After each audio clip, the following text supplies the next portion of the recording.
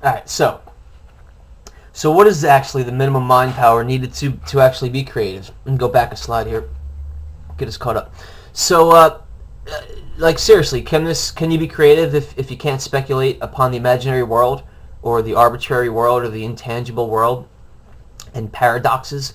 I mean, Williams syndrome we spoke about. I mean, these guys are generally, in general intelligence, they have deficits. They're deficient. So they have all kinds of deficiencies. However, they appear to be musically creative. They write songs. They can develop rhythmic patterns. They can improvise. They could do stuff that generally people try to learn how to do. And they call themselves creative when they can eventually do it. So again, and I mean, is mimicry creative? Is when people mimic stuff? Is it creative to mimic somebody that's creative? I mean, the right choice in people, to the right choice in select the right selection of people to mimic, is that a creative thing? That I creatively chose somebody to mimic that is better than the next guy. So, is that process creative? Does that show a creative process, a selecting process? I mean, Koch, a lot of people had said that, that we share a lot of humans share a lot of similarities between other animals, especially mammals, So, I mean, like behaviors and evolutionary continuity, and our just overall our nervous system. So, I mean, does this suggest that we should basically share the same sets of internal states? And then again, I mean, physiologically, yes, but mentally, or even more so, ideally, like in these ideals, like Zeki was talking about. I mean, do they have these? Obviously not. But I mean, why? What is this?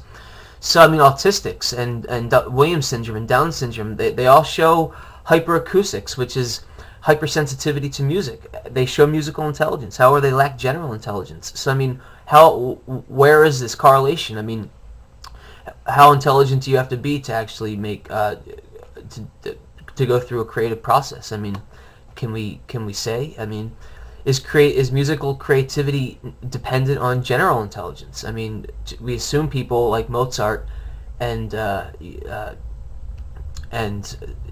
Wagner, they have high levels of intelligence. I mean, Mozart was clearly a genius, but do you have to be? I mean, many neuroscientists, in fact, suggest that the minimal brain size for consciousness is just not known. So logically, you can infer that the minimal size for creativity is also unknown. And then again, especially for intents purpose of my talk, musical creativity. So the auditory cortex. One of the profound characteristics of the auditory nervous system is that the continuum of space and time must be rendered precisely both through the encoding process and the coding process, because sound exists within both space and time. So that's an obvious thing, but it's pretty spectacular when you just think about it. A tremendous amount of the brain's auditory resources at both the neuraxis and the cortical level is called upon for the encoding and decoding process. Top-down mechanisms are possibly responsible for the activation of the cortex, because many times auditory cortex may not, it may be activated without the actual presence of physical sound. So without physical sound, it is a definite top-down activation. And when there is sound, how do we parse or tease apart when it is a top-down activation and when it's not? So how do we really do this? I mean, what is this? It's the ghost in the machine, or like Frank says, a homunculus.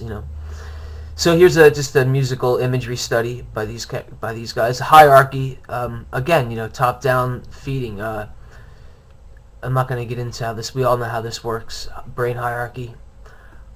So what lights up when people listen to music? I mean, like when instrumental music is listened to, the right auditory cortex is activated, which has been shown to be associated with pitch recognition. Activation with the right amygdala is also associated with music, and we all know that the amygdala is associated with emotion.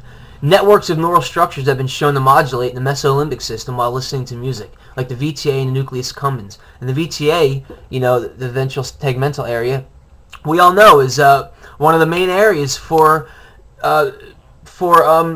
reward systems, and it's loaded with serotonin transmitters and all kinds of activity that has to do with reward systems and participatory anticipation, and we talked a lot about this in class, so I don't want to get into a lot about it. Here's the very next area, the Broca's area. We talked about this. The purple area is the auditory cortex. So this is just some of the brain reasons.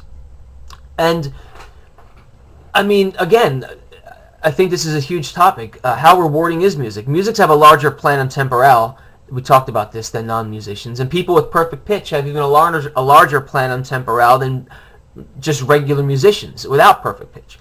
So I mean, like, what is this thing? Are musicians with planum temporale, are people with planum temporale increases gravitated towards musicianship, or do people through musicianship generate a larger planum temporale? I mean, this is an interesting thing.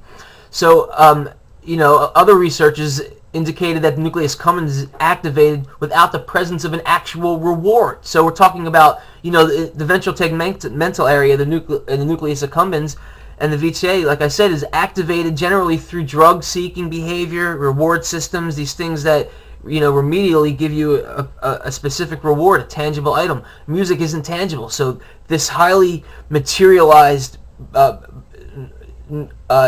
canalization, the VTA canalization is either strengthened for certain behavior in people or not. So music is one of these things that in people it is strengthened, So it's not like a drug-seeking behavior where it's habituated into the behavior, So it's suggested that the complex interactions that occur between the hypothalamus, the VTA, and the nucleus accumbens, they mediate the reward systems involved in music. So, I mean, again, music is tangled into neurotransmitters that are generally involved in specific reward-seeking behavior, and conditions, stimulus, response stimulus, Pavlovian, Skinnerian situations. I mean, so self-rewarding.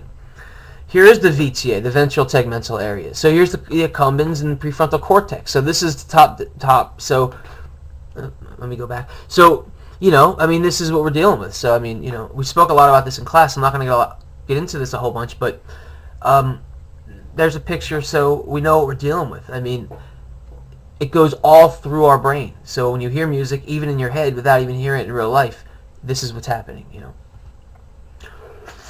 And the primary effect, anticipation effect. Correctly anticipating something offers a reward for it, even when the outcome is bad. So when you're listening to music, when you correctly anticipate something that's coming up or the next, these are top-down sequential references that we're consistently making through loops in the VTA. These are anticipation processes that are being constantly reinforced through the VTA. Here's the rat's VTA for the rat brain, for those of you that are into animals. Another rat brain, So is there a correlation between pitch discrimination and a larger brain structure? If there is, there must be an evolutionary purpose and a remote evolutionary origin for this brain function altogether. Musicians have a larger planum temporale than non-musicians, and people with perfect pitch have larger planum temporales than musicians without perfect pitch. So how is this evolutionarily viable? Like, how are we going to actually talk about this? Here's the planum temporale in the chimpanzee and in the human being.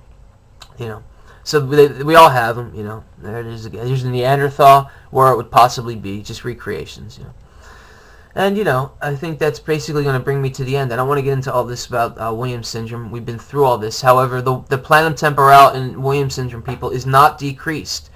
We all know that Williams syndromes have this hyperconnectivity to the limbic region, which essentially is connected to the VTA, so through the accumbens. And this is also associated with the sensitivity to sound. So,